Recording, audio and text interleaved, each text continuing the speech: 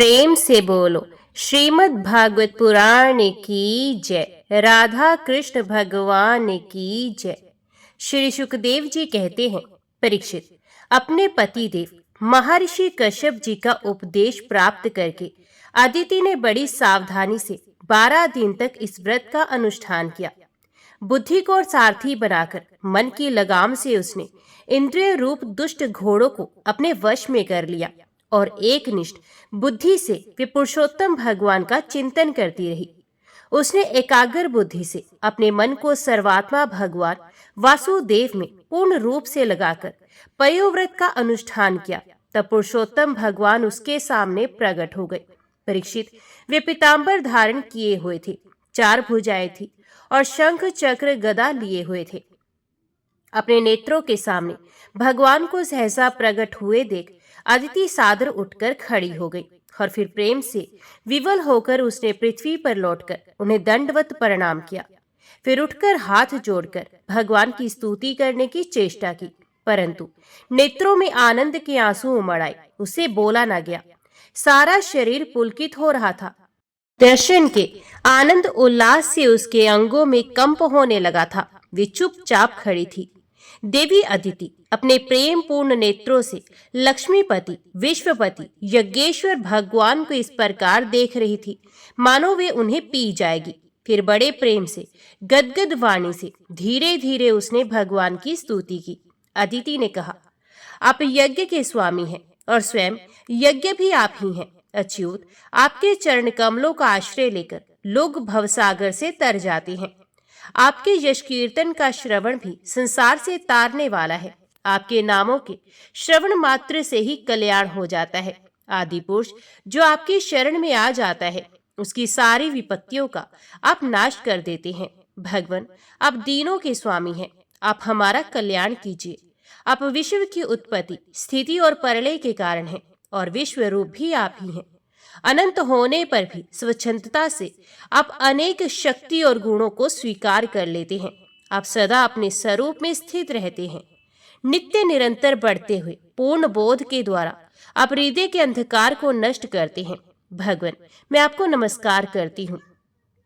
प्रभु अनंत, जब आप प्रसन्न हो जाते हैं तब मनुष्यों को ब्रह्मा जी की दीर्घायु, उन्हीं के समान दिव्य शरीर, प्रत्येक अभिष्ट वस्तु, अतुलित धन, स्वर्ग, पृथ्वी, पाताल, योग की समस्त सिद्धियां, अर्थ, धर्म, काम रूप त्रिवर्ग और केवल ज्ञान तक प्राप्त हो जाता है। फिर शत्रुओं पर विजय प्राप्त करना आदि जो छोटी छोटी कामनाएं हैं उनके संबंध में तो कहना ही क्या है। परीक्षित, जब अदिति ने इस प्रकार कमल नयन भगवान की स्तुति की तब समस्त प्राणियों के हृदय में उनकी गतिविधि जानने वाले भगवान ने ये बात कही। श्री भगवान ने कहा, देवताओं की जननी अदिति, तुम्हारी चिरकालीन अभिलाषा को मैं जानता हूँ। शत्रु ने तुम्हारे पुत्रों की संपत्ति छीन ली है, उन्हें उनके लोक स्वर्गलोक से खदेड़ दिया है। तुम चाहती हो कि युद्ध में तुम्हारे पुत्र उन मतवाले और बली असुरों को जीतकर विजय लक्ष्मी प्राप्त करे। तब तुम उनके साथ भगवान की उपासना करो। तुम्हारी इच्छा ये भी है कि तुम्हारे इंद्रादि पुत्र जब शत्रु को मार डाले तब तुम उनकी रोती हुई दुखी स्त्रियों को अपनी आंखों से देख सको। अदिति, तुम चाहती हो कि तुम्हारे पुत्र धन और शक्ति से समृद्ध हो जाएं, उनकी कीर्ति और ऐश्वर्य उन्हें फिर से प्राप्त हो जाए तथा वे स्वर्ग पर अधिकार जमाकर पूर्वत विहार करें। परंतु देवी, वे असुर सेनापति इस समय जीते नहीं जा सकते, ऐसा मेरा निश्चय है, क्योंकि ईश्वर और ब्राह्मण इस समय उनके अनुकूल है।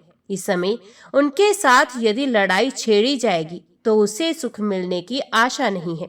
फिर भी देवी, तुम्हारे इस व्रत के अनुष्ठान से मैं बहुत प्रसन्न हूँ, इसलिए मुझे इस संबंध में कोई न कोई उपाय सोचना ही पड़ेगा, क्योंकि मेरी आराधना व्यर्थ तो होनी नहीं चाहिए। उसे श्रद्धा के अनुसार फल अवश्य मिलता है।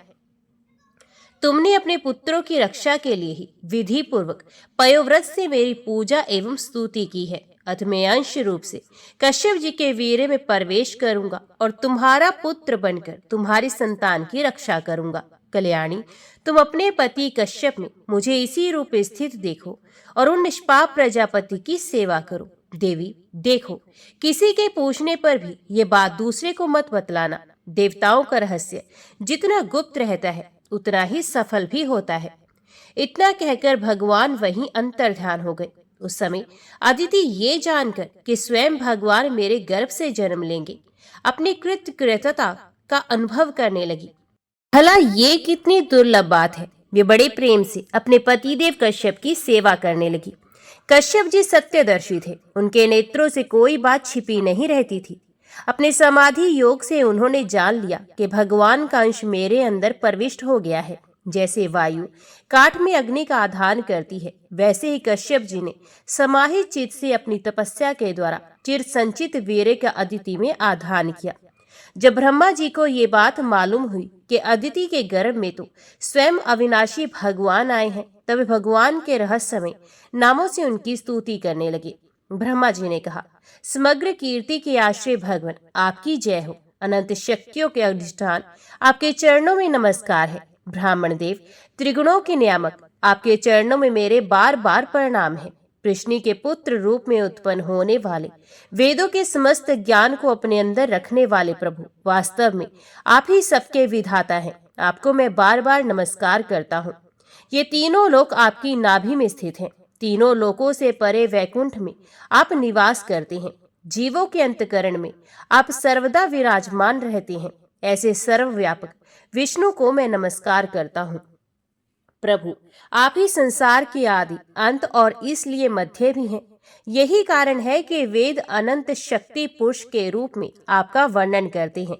जैसे गहरा स्रोत अपने भीतर पड़े हुए तिनके को बहा ले जाता है, वैसे ही आप काल रूप से संसार का धारा प्रवाह संचालन करते रहते हैं। आप चराचर प्रजा और प्रजापतियों को भी उत्पन्न करने वाले मूल कारण हैं। देवाधिदेव जैसे जल में डूबते हुए के लिए नौका ही सहारा है, वैसे ही स्वर्ग से भगाए हुए देवताओं के लिए एकमात्र आप ही आश्रय हैं।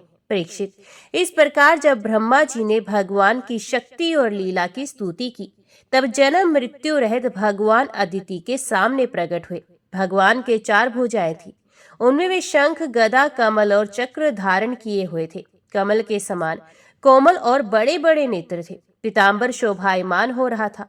विशुद्ध श्याम वर्ण का शरीर था। मकराकृति कुंडलों की कांति से मुख कमल की शोभा और भी उल्सित हो रही थी। वक्ष स्थल पर श्रीवत्स का चिन्ह, हाथों में कंगन और भुजाओं में बाजूबंद, सिर पर किरीट, कमर में करधनी की लड़ियां और चरणों में सुंदर नूपुर जगमगा रहे थे। भगवान गले में अपनी सर्वभूत वनमाला धारण किए हुए थे, जिसके चारों ओर झुंड के झुंड भोरे गुंजार कर रहे थे। उनके कंठ में कौस्तुभ मणि सुशोभित थी। भगवान की अंग कांति से प्रजापति कश्यप जी के घर का अंधकार नष्ट हो गया। उस समय दिशाएं निर्मल हो गई। नदी और सरोवरों का जल स्वच्छ हो गया। प्रजा के हृदय में आनंद की बाढ़ आ गई। सब ऋतुएं एक साथ अपना अपना गुण प्रकट करने लगी। स्वर्गलोक, अंतरिक्ष, पृथ्वी, देवता, गो, द्विज और पर्वत, इन सबके हृदय में हर्ष का संचार हो गया।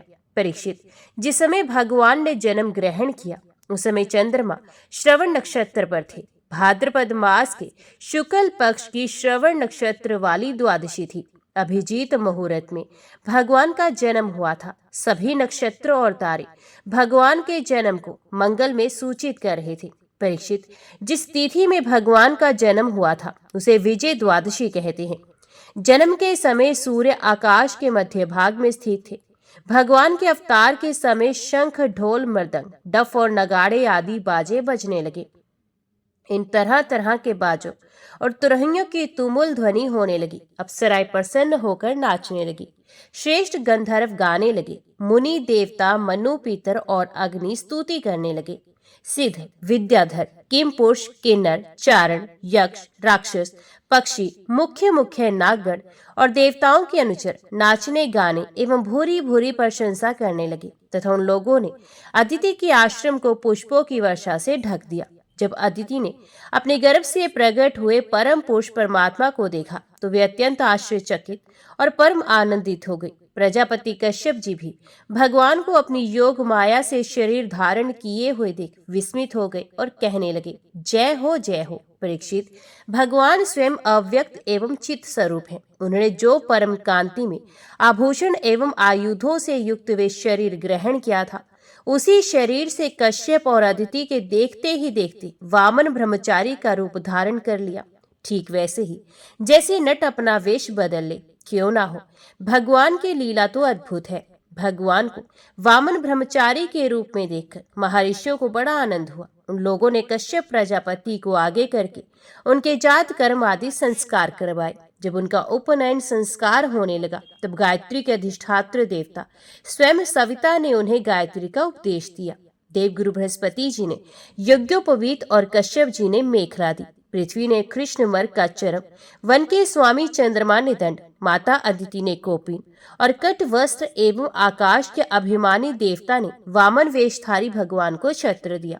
परीक्षित, अविनाशी प्रभु को ब्रह्मा जी ने कमंडलू, सप्तऋषियों ने कुश और सरस्वती देवी ने रुद्राक्ष की माला समर्पित की। इस रीति से जब वामन भगवान का उपनयन संस्कार हुआ, तब यक्षराज कुबेर ने उनको भिक्षा का पात्र और सती शिरोमणि जगत जननी स्वयं भगवती उमा ने भिक्षा दी। इस प्रकार जब सब लोगों ने वटु वेशधारी भगवान का सम्मान किया, तब वे ब्रह्मऋषियों से भरी हुई सभा में अपने ब्रह्म तेज के कारण अत्यंत शोभायमान हुए। इसके बाद भगवान ने स्थापित और प्रज्वलित अग्नि का कुशों से परिस्मुहन और परिस्तरण करके पूजा की और समिधाओं से हवन किया। परीक्षित, उसी समय भगवान ने सुना कि सब प्रकार की सामग्रियों से संपन्न यशस्वी बलि भृगुवंशी ब्राह्मणों के आदेश अनुसार बहुत से अश्वमेघ यज्ञ कर रहे हैं। तब उन्होंने वहां के लिए यात्रा की। भगवान समस्त शक्तियों से युक्त हैं। उनके चलने के समय उनके भार से पृथ्वी पग पग पर झुकने लगी। नर्मदा नदी के उत्तर तट पर भृगुकच्छ नाम का एक बड़ा सुंदर स्थान है। वहीं बलि के भृगुवंशी ऋत्विज श्रेष्ठ यज्ञ का अनुष्ठान करा रहे थे। उन लोगों ने दूर से ही वामन भगवान को देखा तो उन्हें ऐसा जान पड़ा मानो साक्षात सूर्य देव का उदय हो रहा हो। परीक्षित, वामन भगवान के तेज से ऋत्विज, यजमान और सदस्य सबके सब निस्तेज हो गए। ये लोग सोचने लगे कि कहीं यज्ञ देखने के लिए सूर्य, अग्नि अथवा सनंत कुमार तो नहीं आ रहे। भृगु के पुत्र शुक्राचार्य आदि अपने शिष्यों के साथ इसी प्रकार अनेक कल्पनाएं कर रहे थे। उसी समय हाथ में शस्त्र, दंड और जल से भरा कमंडलू लिए वामन भगवान ने अश्वमेध यज्ञ के मंडप में प्रवेश किया। ये कमर में मूंज की मेखला और गले में यज्ञ पवित्र धारण किए हुए थे। बगल में मृग चर्म था और सर पर जटा थी। इसी प्रकार बोने ब्राह्मण के वेश में अपनी माया से ब्रह्मचारी बने हुए भगवान ने जब उनके यज्ञ मंडप में प्रवेश किया, तब भृगुवंशी ब्राह्मण उन्हें देखकर अपने शिष्यों के साथ उनके तेज से प्रभावित एवं निष्प्रभ हो गए। ये सब के सब अग्नियों के साथ उठकर खड़े हुए और उन्होंने वामन भगवान का स्वागत सत्कार किया। भगवान के लघु रूप के अनुरूप सारे अंग छोटे छोटे बड़े ही मनोरम और दर्शनीय थे। उन्हें देखकर बलि को बड़ा आनंद हुआ और उन्होंने वामन भगवान को एक उत्तम आसन दिया। फिर स्वागत वाणी से उनका अभिनंदन करके पांव पखारे और संग्रह महापुरुषों को भी अत्यंत मनोहर लगने वाले वामन भगवान की पूजा की। भगवान के चरण कमलों का धोवन परम मंगलमय है। उसे जीवों के सारे पाप ताप धुल जाते हैं। स्वयं देवाधिदेव चंद्रमौली भगवान शंकर ने अत्यंत भक्ति भाव से उसे अपने सर पर धारण किया था। आज वही चरणामृत धर्म के मर्मज्ञ राजा बलि को प्राप्त हुआ। उन्होंने बड़े प्रेम से उसे अपने मस्तक पर रखा। बलि ने कहा, ब्राह्मण कुमार, आप भले पधारे। आपको मैं नमस्कार करता हूँ। आज्ञा कीजिए, मैं आपकी क्या सेवा करूँ। आर्य, ऐसा जान पड़ता है कि बड़े बड़े ब्रह्मऋषियों की तपस्या ही स्वयं मूर्तिमान होकर मेरे सामने आई है। आज आप मेरे घर पधारे, इससे मेरे पितृ तृप्त हो गए। आज मेरा वंश पवित्र हो गया। आज मेरा ये यज्ञ सफल हो गया। ब्राह्मण कुमार, आपके पांव पखारने से मेरे सारे पाप धुल गए हैं और विधि पूर्वक यज्ञ करने से, अग्नि में आहुति डालने से जो फल मिलता है वे अनायास ही मिल गया है। आपके इन नन्हे नन्हे चरणों और इनके धोवन से पृथ्वी पवित्र हो गई। ब्राह्मण कुमार, ऐसा जान पड़ता है कि आप कुछ चाहते हैं। परम पूज्य ब्रह्मचारी जी, आप जो भी चाहते हो, गाय, सोना, सामग्रियों से सुसज्जित घर, पवित्र अन्न, पीने की वस्तु, विवाह के लिए ब्राह्मण की कन्या, संपत्तियों से भरे हुए गांव, घोड़े, हाथी, रथ, वे सब आप मुझसे मांग लीजिए, अवश्य ही वे सब मुझसे मांग लीजिए। राजा बलि के ये वचन धर्मभाव से भरे और बड़े मधुर थे। उन्हें सुनकर भगवान वामन ने बड़ी प्रसन्नता से उनका अभिनंदन किया और कहा, राजन, आपने जो कुछ कहा वे आपकी कुल परंपरा के अनुरूप धर्मभाव से परिपूर्ण, यश को बढ़ाने वाला और अत्यंत मधुर है। क्यों ना हो, परलोक हितकारी धर्म के संबंध में आप भृगुपुत्र शुक्राचार्य को परम प्रमाण जो मानते हैं, साथ ही अपने कुल वृद्ध पितामह परम शांत प्रहलाद जी की आज्ञा भी तो आप वैसे ही मानते हैं। आपकी वंश परंपरा में कोई धैर्यहीन अथवा कृपण पुरुष कभी हुआ ही नहीं। ऐसा भी कोई नहीं हुआ जिसने ब्राह्मण को कभी दान ना दिया हो, अथवा जो एक बार किसी को कुछ देने की प्रतिज्ञा करके बाद में मुकर गया हो। दान के अवसर पर, याचकों की याचना सुनकर और युद्ध के अवसर पर शत्रु के ललकारने पर उनकी ओर से मुंह मोड़ लेने वाला कायर आपके वंश में कोई भी नहीं हुआ। क्यों ना हो, आपकी कुल परंपरा में प्रहलाद अपने निर्मल यश से वैसे ही शोभायमान होते हैं जैसे आकाश में चंद्रमा। आपके कुल में ही हिरणाक्ष जैसे वीर का जन्म हुआ था। वे वीर जब हाथ में गदा लेकर अकेला ही दिग्विजय के लिए निकला, तब सारी पृथ्वी में घूमने पर भी उसे अपनी जोड़ का कोई वीर ना मिला। जब भगवान विष्णु जल में से पृथ्वी का उद्धार कर रहे थे, तब वे उनके सामने आया और बड़ी कठिनाई से उन्होंने उस पर विजय प्राप्त की। परंतु उसके बहुत बाद भी उन्हें बार बार हिरणाक्ष की शक्ति और बल का स्मरण हो आया करता था, और उसे जीत लेने पर भी वे अपने को विजयी नहीं समझते थे। जब हिरणाक्ष के भाई हिरण्यकशिपु को उसके वध का वृत्तांत मालूम हुआ, तब वे अपने भाई का वध करने वाले को मार डालने के लिए क्रोध करके भगवान के निवास स्थान वैकुंठ धाम में पहुंचा। विष्णु भगवान माया रचने वालों में सबसे बड़े हैं और समय को खूब पहचानते हैं। जब उन्होंने देखा कि हिरण्यकशिपु तो हाथ में शूल लेकर काल की भांति मेरे ही ऊपर धावा कर रहा है, तब उन्होंने विचार किया, जैसे संसार के प्राणियों के पीछे मृत्यु लगी रहती है, वैसे ही मैं जहां जहां जाऊंगा वहीं वहीं ये मेरा पीछा करेगा। इसलिए मैं इसके हृदय में प्रवेश कर जाऊं, जिससे ये मुझे देख ना सके, क्योंकि ये तो बहिर्मुख है, बाहर की वस्तु ही देखता है। असुर शिरोमणि, जिस समय हिरण्यकशिपु उन पर झपट रहा था, उसी समय ऐसा निश्चय करके डर से कांपते हुए भगवान विष्णु ने अपने शरीर को सूक्ष्म बना लिया और उसके प्राणों के द्वारा नासिकों में से होकर हृदय में जा बैठे। हिरण्यकशिपु ने उनके लोक को भलीभांति छान डाला, परंतु उनका कहीं पता न चला। इस पर क्रोधित होकर वह सिंहनाद करने लगा। उस वीर ने पृथ्वी, स्वर्ग, दिशा, आकाश, पाताल और समुद्र सब कहीं भगवान विष्णु को ढूंढा, परंतु वे कहीं भी उसे दिखाई नहीं दिए। उनको कहीं न देखकर वे कहने लगा, मैंने सारा जगत छान डाला, परंतु वे नहीं मिला। अवश्य ही वे भ्रातृघाती उस लोक में चला गया जहां जाकर फिर लौटना नहीं होता। बस अब उससे वैर भाव रखने की आवश्यकता नहीं, क्योंकि वैर तो देह के साथ ही समाप्त हो जाता है। क्रोध का कारण अज्ञान है और अहंकार से उसकी वृद्धि होती है। राजन, आपके पिता प्रहलाद नंदन विरोचन बड़े ही ब्राह्मण भक्त थे, यहाँ तक कि उनके शत्रु देवताओं ने ब्राह्मण का वेश बनाकर उनसे उनकी आयु का दान मांगा, और उन्होंने ब्राह्मणों के छल को जानते हुए भी अपनी आयु दे डाली। आप भी उसी धर्म का आचरण करते हैं जिसका शुक्राचार्य आदि गृहस्थ ब्राह्मण, आपके पूर्वज प्रहलाद और दूसरे वीरों ने पालन किया है। दैत्येंद्र, आप मुंह मांगी वस्तु देने वालों में श्रेष्ठ हैं। इसी से मैं आपसे थोड़ी सी पृथ्वी केवल अपने पैरों से 3 डग मांगता हूँ। माना कि आप सारे जगत के स्वामी और बड़े उदार हैं, फिर भी मैं आपसे इससे अधिक नहीं चाहता। विद्वान पुरुष को केवल अपनी आवश्यकता के अनुसार ही दान स्वीकार करना चाहिए, इससे वे प्रत्येक ग्रहजन्य पाप से बच जाता है। राजा बलि ने कहा, ब्राह्मण कुमार, तुम्हारी बातों तो वृद्धों जैसी हैं, परंतु तुम्हारी बुद्धि अभी बच्चों जैसी है। अभी तुम हो भी तो बालक ही ना, इसी से अपने हानि लाभ को नहीं समझ पा रहे। मैं तीनों लोगों का एकमात्र अधिपति हूँ और द्वीप का द्वीप दे सकता हूँ। जो मुझे अपनी वाणी से प्रसन्न कर ले और मुझसे केवल 3 डग भूमि मांगे, वे भी क्या बुद्धिमान कहा जा सकता है। ब्रह्मचारी जी, जो एक बार कुछ मांगने के लिए मेरे पास आ गया, उसे फिर कभी किसी से कुछ मांगने की आवश्यकता नहीं पड़ती। अतः अपनी जीविका चलाने के लिए तुम्हें जितनी भूमि की आवश्यकता हो उतनी मुझसे मांग लो। श्री भगवान ने कहा, राजन, संसार के सब प्यारे विषय एक मनुष्य की कामनाओं को भी पूर्ण करने में समर्थ नहीं है, यदि वे अपनी इंद्रियों को वश में रखने वाला संतोषी न हो।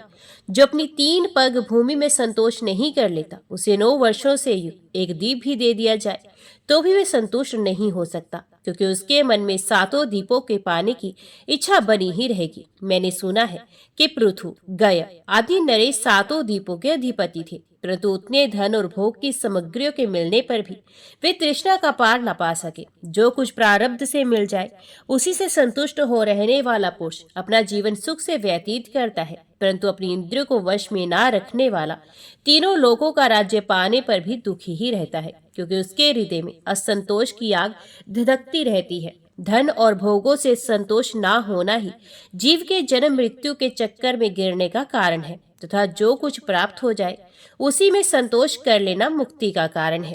जो ब्राह्मण स्वयं प्राप्त वस्तु से ही संतुष्ट हो रहता है, उसके तेज की वृद्धि होती है। उसके असंतोषी हो जाने पर उसका तेज वैसे ही शांत हो जाता है जैसे जल से अग्नि। इसमें संदेह नहीं कि आप मुहमांगी वस्तु देने वालों में शिरोमणि हैं, इसलिए मैं आपसे केवल 3 पग भूमि ही मांगता हूँ। इतने से ही मेरा काम बन जाएगा। धन उतना ही संग्रह करना चाहिए जितने की आवश्यकता हो। भगवान के इस प्रकार कहने पर राजा बलि हंस पड़े। उन्होंने कहा, अच्छी बात है, जितनी तुम्हारी इच्छा हो उतनी ही ले लो। यूं कहकर वामन भगवान को 3 पग पृथ्वी का संकल्प करने के लिए उन्होंने जल पात्र उठाया।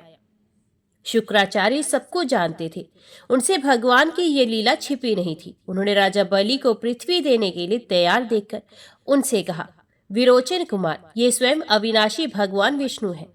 देवताओं का काम बनाने के लिए कश्यप की पत्नी अदिति के गर्भ से अवतीर्ण हुए हैं। तुमने ये अनर्थ ना जानकर कि ये मेरा सब कुछ छीन लेंगे, इन्हें दान देने की प्रतिज्ञा ले ली है। ये तो दैत्यों पर बहुत बड़ा अन्याय होने जा रहा है, इसे मैं ठीक नहीं समझता।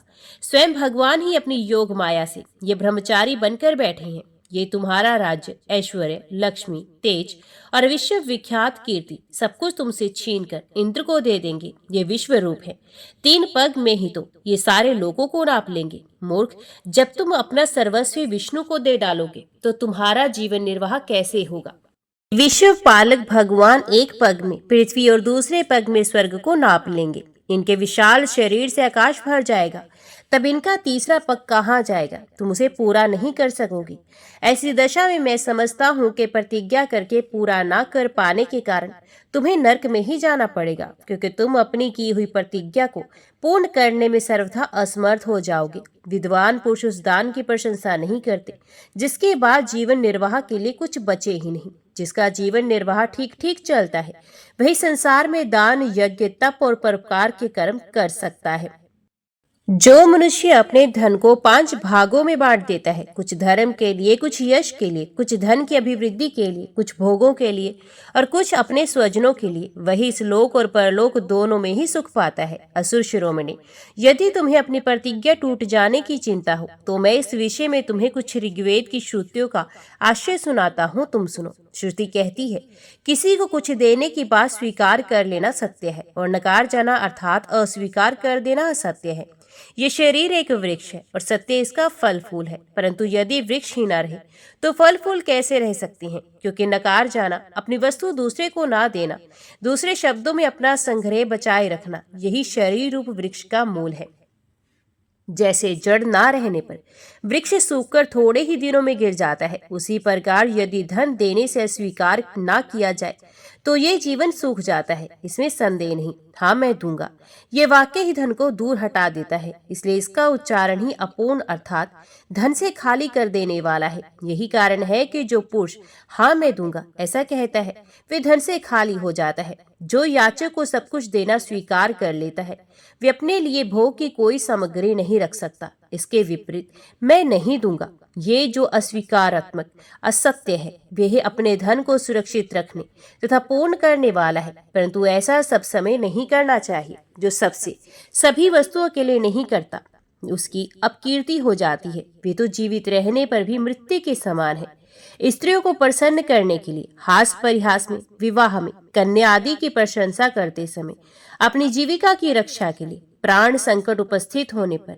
गो और ब्राह्मण के हित के लिए तथा किसी को मृत्यु से बचाने के लिए असत्य भाषण भी उतना निंदनीय नहीं है। राजन, जब कुल गुरु शुक्राचार्य ने इस प्रकार कहा तब आदर्श गृहस्थ राजा बलि ने एक क्षण चुप रहकर बड़ी विनय और सावधानी से शुक्राचार्य जी के प्रति यूं कहा। राजा बलि ने कहा, भगवान, आपका कहना सत्य है। गृहस्थाश्रम में रहने वालों के लिए यही धर्म है जिससे अर्थ, काम, यश और आजीविका में कभी किसी प्रकार बाधा न पड़े। परंतु गुरुदेव, मैं प्रहलाद जी का पुत्र हूँ और एक बार देने की प्रतिज्ञा कर चुका हूँ, अतः अब मैं धन लोभ से ठग की भांति इस ब्राह्मण से कैसे कहूँ कि मैं तुम्हें नहीं दूंगा। इस पृथ्वी ने कहा है कि असत्य से बढ़कर कोई अधर्म नहीं। मैं सब कुछ सहने में असमर्थ हूँ, परंतु झूठे मनुष्य का भार मुझसे नहीं सहा जाता। मैं नरक से, दरिद्रता से, दुख के समुद्र से, अपने राज्य के नाश से और मृत्यु से भी उतना नहीं डरता जितना ब्राह्मण से प्रतिज्ञा करके उसे धोखा देने से डरता हूँ। इस संसार में मर जाने के बाद धन आदि जो वस्तुएं साथ छोड़ देती हैं, यदि उनके द्वारा दान आदि से ब्राह्मणों को भी संतुष्ट ना किया जा सका तो उनके त्याग का लाभ ही क्या रहा। दधीचि, शिबी आदि महापुरुषों ने अपने परम प्रिय दुस्सहज प्राणों का दान करके भी प्राणियों की भलाई की है। फिर पृथ्वी आदि वस्तुओं को देने में सोच विचार करने की क्या आवश्यकता है। ब्राह्मण, पहले युग में बड़े बड़े दैत्य राजों ने इस पृथ्वी का उपभोग किया है। पृथ्वी में उनका सामना करने वाला कोई नहीं था।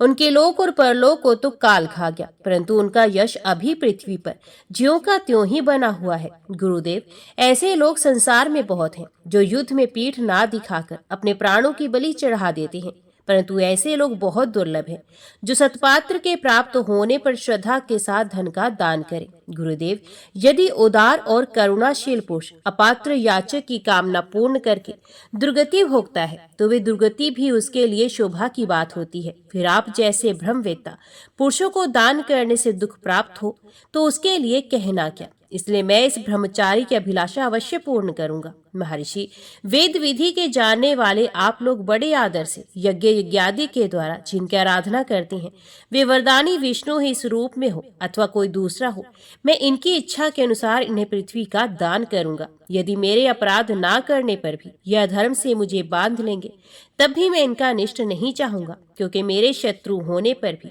इन्होंने भयभीत होकर ब्राह्मण का शरीर धारण किया है। यदि ये पवित्र कीर्ति भगवान विष्णु ही है तो अपना यश नहीं खोना चाहेंगे। मुझे युद्ध में मारकर भी पृथ्वी छीन सकते थे, और यदि कदाचित ये दूसरा ही है तो मेरे बाणों की चोट से सदा के रणभूमि में सो जाएंगे।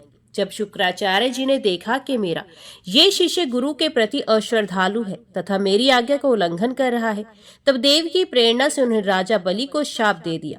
यद्यपि वे सत्य प्रतीक और उदार होने के कारण शाप के पात्र नहीं थे। शुक्राचार्य जी ने कहा, मूर्ख, तू है तो अज्ञानी, परंतु अपने को बहुत बड़ा पंडित मानता है। तू मेरी उपेक्षा करके गर्व कर रहा है। तूने मेरी आज्ञा का उल्लंघन किया है, इसलिए शीघ्र ही तू अपनी लक्ष्मी को खो बैठेगा। राजा बलि बड़े महात्मा थे। अपने गुरुदेव के शाप देने पर भी वे सत्य से नहीं डिगे। उन्होंने वामन भगवान की विधि पूर्वक पूजा की और हाथ में जल लेकर 3 पग भूमि का संकल्प कर दिया। उसी समय राजा बलि की पत्नी विंध्यावली, जो मोतियों के गहनों से सुसज्जित थी, वहां आई। उसने अपने हाथों वामन भगवान के चरण पखारने के लिए जल से भरा सोने का कलश ला कर दिया। बलि ने स्वयं बड़े आनंद से उनके सुंदर सुंदर युगल चरणों को धोया और उनके चरणों का वे विश्व पावन जल अपने सर पर चढ़ाया। उस समय आकाश में स्थित देवता, गंधर्व, विद्याधर, सिद्ध, चारण सभी लोग राजा बलि की इस अलौकिक कार्य तथा सरलता की प्रशंसा करते हुए बड़े आनंद से उनके ऊपर दिव्य पुष्पों की वर्षा करने लगे। एक साथ ही हजारों दुधंबियां बार बार बजने लगी। गंधर्व, किमपुरुष और किन्नर गान करने लगे। अहो धन्य है इन उदार शिरोमणि बलि ने ऐसा काम कर दिखाया जो दूसरों के लिए अत्यंत कठिन है। देखो तो सही, इन्होंने जानबूझकर अपने शत्रु को 3 लोकों का दान कर दिया। इसी समय एक बड़ी अद्भुत घटना घट गई। अनंत भगवान का वे वामन रूप बनने लगा। वे यहाँ तक बढ़ा कि पृथ्वी, आकाश, दिशाएं, स्वर्ग, पाताल, समुद्र, पशु, पक्षी, मनुष्य, देवता और ऋषि सबके सब उसी में समा गए। ऋत्विज, आचार्य और सदस्यों के साथ बलि ने समस्त ऐश्वर्यों के एकमात्र स्वामी भगवान के उस शरीर में पंचभूत, इंद्रिय, उनके विषय, अंतकरण और जीवों के साथ वे संपूर्ण जगत देखा। राजा बलि ने विश्वरूप भगवान के चरण तल में रसातल, चरणों में पृथ्वी, पिंडलियों में पर्वत, घुटनों में पक्षी और जांघों में मृदगण को देखा। इसी प्रकार भगवान के वस्त्रों में संध्या, गृहस्थानों में प्रजापतिगण, जघन स्थल में अपने सहित समस्त असुरगण, नाभि में आकाश, कोख में सातों समुद्र और वक्ष स्थल में नक्षत्र समूह देखे। उन लोगों को भगवान के हृदय में धर्म, स्तनों में ऋत और सत्य वचन, मन में चंद्रमा, वक्ष स्थल पर हाथों में कमल लिए लक्ष्मी जी, कंठ में सामदेव और संपूर्ण शब्द समूह उन्हें दिखे।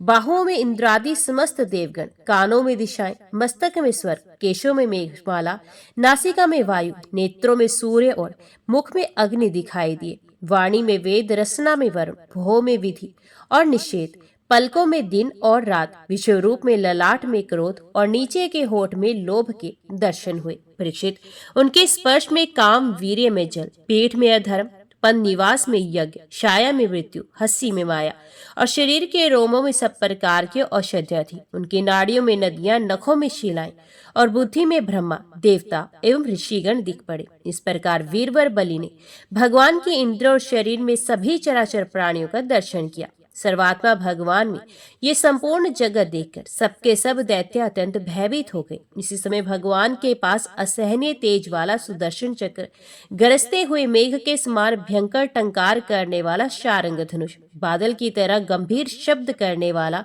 पांजन्य शंख, विष्णु भगवान की अत्यंत वेगवती कोमुद की गदा, 100 चंद्राकार चिन्हों वाली ढाल और विद्याधर नाम की तलवार, अक्षय बाणों से भरे 2 तरकश तथा लोकपालों के सहित भगवान के सुनंद आदि पार्षद गण सेवा करने के लिए उपस्थित हो गए। उसमें भगवान की बड़ी शोभा हुई।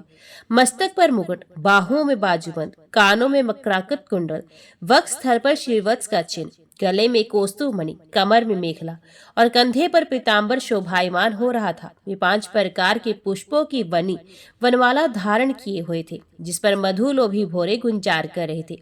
उन्होंने अपने एक पग से बलि की सारी पृथ्वी नाप ली, शरीर से आकाश और भुजाओं से दिशाएं घेर ली। दूसरे पग से उन्होंने स्वर्ग को भी नाप लिया। तीसरा पैर रखने के लिए बलि की तनिक से भी कोई वस्तु ना बची। भगवान का वे दूसरा पग ही ऊपर की ओर जाता हुआ महरलोक, जनलोक और तपलोक से भी ऊपर सत्यलोक में पहुंच गया। परीक्षित, भगवान का चरण कमल सत्यलोक में पहुंच गया। उनके नक्षचंद्र की छटा से सत्यलोक की आभा फीकी पड़ गई। स्वयं ब्रह्मा भी उसके प्रकाश में डूब से गए। उन्होंने मरीचि आदि ऋषियों, सनंदन आदि नैष्टिक ब्रह्मचारियों एवं बड़े बड़े योगियों के साथ भगवान के चरण कमल की अगवानी की। वेद, उपवेद, नियम, यम, तर्क, इतिहास, वेदांग और पुराण संहिताएं जो ब्रह्मलोक में मूर्तिमान होकर निवास करते हैं तथा जिन लोगों ने योग रूप वायु से ज्ञान अग्नि को प्रज्वलित करके कर्म मल को भस्म कर डाला है, वे महात्मा सब ने भगवान के चरणों की वंदना की। इसी चरण कमल के स्मरण की महिमा से ये सब कर्म के द्वारा प्राप्त ना होने योग्य ब्रह्मा जी के धाम में पहुंचे हैं। भगवान ब्रह्मा की कीर्ति बड़ी पवित्र है। वे भगवान विष्णु के नाभि कमल से उत्पन्न हुए हैं। अगवानी करने के बाद उन्होंने स्वयं विश्वरूप भगवान के ऊपर उठे हुए चरण का अर्घ्यपाद्य से पूजन किया, प्रक्षालन किया। पूजा करके बड़े प्रेम और भक्ति से उन्होंने भगवान की स्तुति की। परीक्षित, ब्रह्मा के कमंडलू का वही जल विश्व रूप भगवान के पांव पखारने से पवित्र होने के कारण उन गंगा जी के रूप में परिणित हो गया, जो आकाश मार्ग से पृथ्वी पर गिरकर तीनों लोकों को पवित्र करती हैं। ये गंगा जी क्या है? भगवान की मूर्तिमान उज्जवल कीर्ति। जब भगवान ने अपने स्वरूप को कुछ छोटा कर लिया, अपनी विभूतियों को कुछ समेट लिया, तब ब्रह्मा आदि लोकपालों ने अपने अनुचरों के साथ बड़े आदर भाव से अपने स्वामी भगवान को अनेकों प्रकार की भेंटें समर्पित की। उन लोगों ने जल, उपहार, माला, दिव्य गंधों से भरे अंगराग, सुगंधित धूप, दीप, खील, अक्षत, फल, अंकुर, भगवान की महिमा और प्रभाव से युक्त स्तोत्र, जय घोष, नृत्य, गाजे बाजे, गान एवं शंख आदि दुधंबी के शब्दों से भगवान की आराधना की। उस समय ऋषवराज जाम्बान मन के समान वेग से दौड़कर सब दिशाओं में भेरी बजा बजाकर भगवान की मंगल में विजय की घोषणा कराई। दैत्यों ने देखा कि वामन जी ने 3 पग पृथ्वी मांगने के बहाने सारी पृथ्वी ही छीन ली। तब वे सोचने लगे कि हमारे स्वामी बलि इस समय यज्ञ में दीक्षित हैं, वे तो कुछ कहेंगे नहीं। इसलिए बहुत चिढ़कर वे आपस में कहने लगे, अरे ये ब्राह्मण नहीं है, ये सबसे बड़ा मायावी विष्णु है। ब्राह्मण के रूप में छिपकर ये देवताओं का काम बनाना चाहता है। जब हमारे स्वामी यज्ञ में दीक्षित होकर किसी को किसी प्रकार का दंड देने के लिए उपरत हो गए हैं, तब इस शत्रु ने ब्रह्मचारी का वेश बनाकर पहले तो याचना की और पीछे हमारा सर्वस्व हरण कर लिया। यो तो हमारे स्वामी सदा ही सत्यनिष्ठ हैं, परंतु यज्ञ में दीक्षित होने पर वे इस बात का विशेष ध्यान रखते हैं। वे ब्राह्मणों के बड़े भक्त हैं तथा उनके हृदय में दया भी बहुत है, इसलिए वे कभी झूठ नहीं बोल सकते। ऐसी अवस्था में हम लोगों का ये धर्म है कि इस शत्रु को मार डालें। इससे हमारे स्वामी बलि की सेवा भी होती है। क्यों सोचकर राजा बलि के अनुचर असुरों ने अपने अपने हथियार उठा लिए। परीक्षित, राजा बलि की इच्छा ना होने पर भी वे सब बड़े क्रोध से शूल पट्टी शादी ले लेकर वामन भगवान को मारने के लिए टूट पड़े। परीक्षित, जब विष्णु भगवान के पार्षदों ने देखा कि दैत्यों के सेनापति आक्रमण करने के लिए दौड़े आ रहे हैं, तब उन्होंने हंसकर अपने अपने शस्त्र उठा लिए और उन्हें रोक दिया। नंद सुनंद जय विजय प्रबल बल कुमुद कुमुदाक्ष विश्वक्सेन गरुड़ जयंत श्रुतदेव पुष्पदंत और सात्वत, ये सभी भगवान के पार्षद 10-10 हजार हाथियों का बल रखते हैं। वे असुरों की सेना का संहार करने लगे। जब राजा बलि ने देखा कि भगवान के पार्षद मेरे सैनिकों को मार रहे हैं और वे भी क्रोध में भरकर उनसे लड़ने के लिए तैयार हो रहे हैं, तो उन्होंने शुक्राचार्य के शाप का स्मरण करके उन्हें युद्ध करने से रोक दिया। उन्होंने विपरचिति राहु नेमी और दैत्यों को संबोधित करके कहा, भाइयों मेरी बात सुनो, लड़ो मत, वापस लौट आओ। ये समय हमारे कार्य के अनुकूल नहीं। दैत्यो जो काल समस्त प्राणियों को सुख और दुख देने के सामर्थ्य रखता है, उसे यदि कोई पुरुष चाहे कि मैं अपने प्रयत्नों से दबा दूं, तो ये उसकी शक्ति से बाहर है। जो पहले हमारी उन्नति और देवताओं की अवनीति के कारण हुए थे, वही काल भगवान अब उनकी उन्नति और हमारी अवनीति के कारण हो रहे हैं। बल मंत्री बुद्धि दुर्ग मंत्र औषधि और साम आदि उपाय, इनमें से किसी भी साधन के द्वारा अथवा सबके द्वारा मनुष्य काल पर विजय प्राप्त नहीं कर सकता। जब देव तुम लोगों के अनुकूल था, तब तुम लोगों ने भगवान के इन पार्षदों को कई बार जीत लिया था, पर देखो आज वे ही युद्ध में हम पर विजय प्राप्त करके सिंहनाद कर रहे हैं। यदि देव हमारे अनुकूल हो जाएगा तो हम भी इन्हें जीत लेंगे। इसलिए उस समय की प्रतीक्षा करो जो हमारी कार्य सिद्धि के लिए अनुकूल हो। परीक्षित, अपने स्वामी बलि की बात सुनकर भगवान के पार्षदों से हारे हुए दानव और दैत्य सेनापति रसातल में चले गए। उनके जाने के बाद भगवान के हृदय की बात जानकर पक्षीराज गरुड़ ने वरुण के पाशों से बलि को बांध दिया। उस दिन उनके अश्वमेध यज्ञ के सोमपान में होने वाला था। जब सर्वशक्तिमान भगवान विष्णु ने बलि को इस प्रकार बंधवा दिया, तब पृथ्वी आकाश और समस्त दिशाओं में लोग हाय हाय करने लगे। यद्यपि बलि वरुण के पाशों से बंधे हुए थे, उनकी संपत्ति भी उनके हाथों से निकल गई थी, फिर भी उनकी बुद्धि निश्चयात्मक थी और सब लोग उनके उदार यश का गान कर रहे थे। परीक्षित, उस समय भगवान ने बलि से कहा, असुर, तुमने मुझे पृथ्वी के 3 पग दिए थे। 2 पग में तो मैंने सारी त्रिलोकी नाप ली, अब तीसरा पग पूरा करो। जहां तक सूर्य की गर्मी पहुंचती है, जहां तक नक्षत्रों और चंद्रमा की किरणें पहुंचती हैं और जहां तक बादल जाकर बरसते हैं, वहां तक की सारी पृथ्वी तुम्हारे अधिकार में थी। तुम्हारे देखते ही देखते मैंने अपने एक पैर से भूलोक, शरीर से आकाश और दिशाएं एवं दूसरे पैर से स्वरलोक नाप लिया है। इस प्रकार तुम्हारा सब कुछ मेरा हो चुका है। फिर भी तुमने जो प्रतिज्ञा की थी उसे पूरा ना कर सकने के कारण अब तुम्हें नरक में रहना पड़ेगा। तुम्हारे गुरु की तो इस विषय में सम्मति है ही। अब जाओ, तुम नरक में प्रवेश करो। जो याचक नो देने की प्रतिज्ञा करके मुकर जाता है और इस प्रकार उसे धोखा देता है, उसके सारे मनोरथ व्यर्थ हो जाते हैं। स्वर्ग की बात तो दूर रही, उसे नरक में गिरना पड़ता है। तुम्हें इस बात का बड़ा घमंड था कि मैं बड़ा धनी हूँ, तुमने मुझसे दूंगा इस प्रतिज्ञा करके फिर धोखा दे दिया। अब तुम कुछ वर्षों तक इस झूठ का फल नरक में भोगो। परीक्षित, इस प्रकार भगवान ने असुराज बलि का बड़ा तिरस्कार किया और उन्हें धैर्य से विचलित करना चाहा, परंतु वे तनिक भी विचलित नहीं हुए, बड़े धैर्य से बोले। दैत्यराज बलि ने कहा, देवताओं के आराध्य देव, आपकी कीर्ति बड़ी पवित्र है। क्या आप मेरी बात को असत्य समझते हैं? ऐसा नहीं है, मैं उसे सत्य कर दिखाता हूँ। आप धोखे में नहीं पड़ेंगे। आप कृपा करके अपना तीसरा पग मेरे सर पर रख दीजिए। मुझे नरक में जाने का अथवा राज्य से च्युत होने का भय नहीं। मैं पाश में बंधने अथवा अपार दुख में पड़ने से भी नहीं डरता। मेरे पास फूटी कोड़ी भी ना रहे अथवा आप मुझे घोर दंड दें, ये भी मेरे भय का कारण नहीं। मैं डरता हूं तो केवल अपनी अपकीर्ति से। अपने पूजनीय गुरुजनों के द्वारा दिया हुआ दंड तो जीव मात्र के लिए अत्यंत वांछनीय है, क्योंकि वैसा दंड माता पिता भाई और सुहृद भी मोहवश नहीं दे पाते। आप छिपे रूप से अवश्य हम असुरों को श्रेष्ठ शिक्षा दिया करते हैं, अतः आप हमारे परम गुरु हैं। जब हम लोग धन कुलीनता बल आदि के मत से अंधे हो जाते हैं, तब आप उन वस्तुओं को हमसे छीनकर हमें नेत्र दान करते हैं। आपसे हम लोगों का उपकार होता है, उसे मैं क्या बताऊं। अनन्य भाव से योग करने वाले योगीगण जो सिद्धि प्राप्त करते हैं, वही सिद्धि बहुत से असुरों को आपके साथ दृढ़ वैर भाव करने से ही प्राप्त हो गई है। जिनकी ऐसी महिमा, ऐसी अनंत लीलाएं हैं, वही आप मुझे दंड दे रहे हैं और वड़ोपास से बांध रहे हैं। इसकी ना तो मुझे कोई लज्जा है, ना किसी प्रकार की व्यथा। प्रभु, मेरे पितामह प्रहलाद जी की कीर्ति सारे जगत में प्रसिद्ध है। वे आपके भक्तों में श्रेष्ठ माने गए हैं। उनके पिता हिरण्यकशिपु ने आपसे वैर विरोध रखने के कारण उन्हें अनेकों प्रकार के दुख दिए, परंतु वे आपके ही परायण रहे। उन्होंने अपना जीवन आप पर ही निछावर किया। उन्होंने ये निश्चय कर लिया कि शरीर को लेकर क्या करना, जब ये एक न एक दिन साथ छोड़ ही देता है। जो धन संपत्ति लेने के लिए स्वजन बने हुए हैं, उन डाकुओं से अपना स्वार्थ ही क्या, पत्नी से भी क्या लाभ, जब वे जन्म मृत्यु रूप संसार चक्र में डालने वाली है। जब मर ही जाना है, तब घर से मोह करने से क्या स्वार्थ।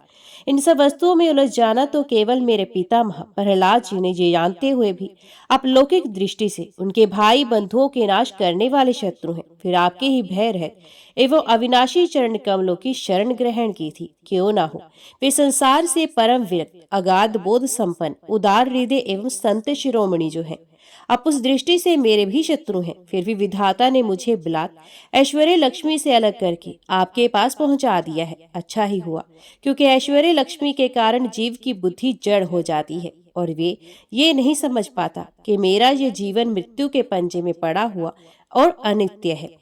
परीक्षित, राजा बलि इस प्रकार कह ही रहे थे कि उदय होते हुए चंद्रमा के समान भगवान के प्रेम पात्र प्रहलाद जी वहां आ गए। राजा बलि ने देखा कि मेरे पितामह बड़े श्री संपन्न है, कमल के समान कोमल नेत्र हैं, लंबी लंबी भुजाएं हैं, सुंदर ऊंचे और श्यामल शरीर पर पीताम्बर धारण किए हुए हैं। बलि इस समय वरुण पाश में बंधे थे, इसलिए प्रहलाद जी के आने पर जैसे पहले वे उनकी पूजा किया करते थे, उस प्रकार ना कर सके। उनके नेत्र आंसुओं से चंचल हो उठे, लज्जा के मारे मुंह नीचा हो गया। उन्होंने केवल सर झुकाकर उन्हें नमस्कार किया। प्रहलाद जी ने देखा कि भक्त वत्सल भगवान वहीं विराजमान है और सुनंद नंद आदि पार्षद उनकी सेवा कर रहे हैं। प्रेम के उद्रेक से प्रहलाद जी का शरीर पुलकित हो गया, उनकी आंखों में आंसू छलक आए। वे आनंदपूर्ण हृदय से सर झुकाए अपने स्वामी के पास गए और पृथ्वी पर सर रखकर उन्होंने साष्टांग प्रणाम किया।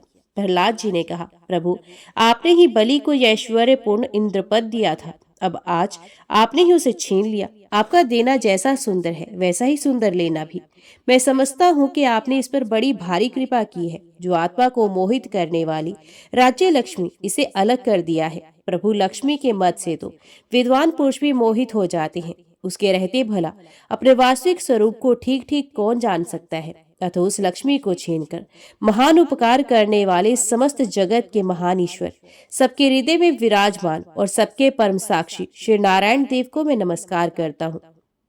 परीक्षित, प्रहलाद जी अंजलि बांधकर खड़े थे। उनके सामने ही भगवान ब्रह्मा जी ने वामन भगवान से कुछ कहना चाहा, परंतु इतने में ही राजा बलि की परम साध्वी पत्नी विंध्यावली ने अपने पति को बंधा देकर भयभीत हो भगवान के चरणों में प्रणाम किया, हाथ जोड़ा और मुंह नीचा कर वे भगवान से बोली, प्रभु, आपने अपनी क्रीड़ा के लिए ही इस संपूर्ण जगत की रचना की है।